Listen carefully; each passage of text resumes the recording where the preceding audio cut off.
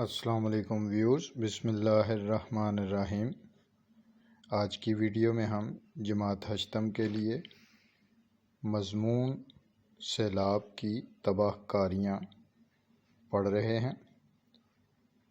تو ویڈیو شروع کرنے سے پہلے آپ سے ریکویسٹ ہے کہ یاد سے چینل کو سبسکرائب کر دیں اگر آپ نے سبسکرائب نہیں کیا، اور یہ بالکل فری آف کاسٹ ہے۔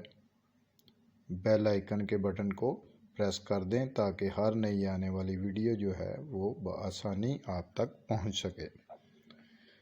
تو آئیے ویڈیو شروع کرتے ہیں۔ موسم گرما کے شروع ہوتے ہی پہاڑوں پر برف پگھلنا شروع ہو جاتی ہے۔ پانی کی مقدار میں بے تحاشا اضافہ ہو جاتا ہے۔ دریاؤں کی گزرگاہیں پانی سے بھر جاتی ہیں۔ عموماً جب سیلاب آتا ہے تو اس کا رخ چھوٹے چھوٹے دیہاتوں کی طرف موڑ دیا جاتا ہے، جس کی وجہ سے علاقے کے لوگوں کی حالت ناقابل برداشت ہو جاتی ہے۔ فصلیں تباہ ہو جاتی ہیں، مویشی مر جاتے ہیں، مکان زمین بوس ہو جاتے ہیں، اور پانی گھروں میں داخل ہو جاتا ہے۔ وہ لوگ جو کل تک اپنے گھروں میں خوش و خرم زندگی گزار رہے ہوتے ہیں، لمحہ بھر میں لقمہ اجل بن جاتے ہیں۔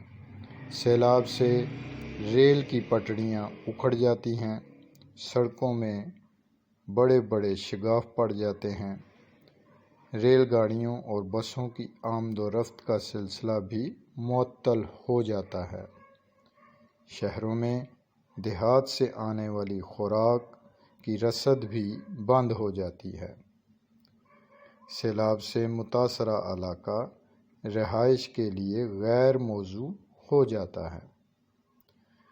بڑی تعداد میں لوگ اپنے خاندانوں اور مال مویشیوں سمیت نقل مکانی پر مجبور ہو جاتے ہیں۔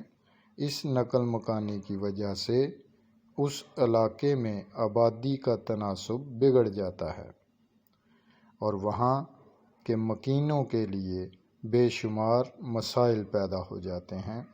سیلاب کی تباہ کاریوں سے لوگوں کو نجات دینے کے لیے حکومت کی طرف سے مؤثر انتظامات کیے جاتے ہیں۔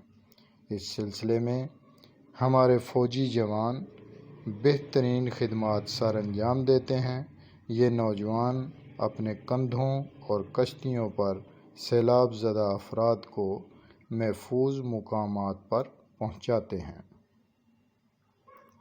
اور ان کی رہائش اور خوراک کا بندوبست بھی کرتے ہیں۔ فوج کا یہ جذبہ بے حد قابل ستائش ہے۔ اس کے علاوہ ملک کی بعض سماجی اور سیاسی تنظیمیں بھی خدمت خلق کا جذبہ لے کر میدان میں نکل آتی ہیں۔ رضاکاروں کی امدادی پارٹیاں پانی میں گھرے ہوئے لوگوں کو خوراک پہنچاتی اور کشتیوں کی مدد سے انہیں نکال کر محفوظ مقامات تک پہنچاتی ہیں۔ سیلاب زدہ علاقوں میں وبا پھوٹنے کا شدید خطرہ ہو جاتا ہے۔ اس خطرے کے سد باب کے لیے مناسب طبی امداد بھی فراہم کی جاتی ہے۔ امتحانات کی اچھے طریقے سے تیاری کیجیے۔ اللہ حافظ۔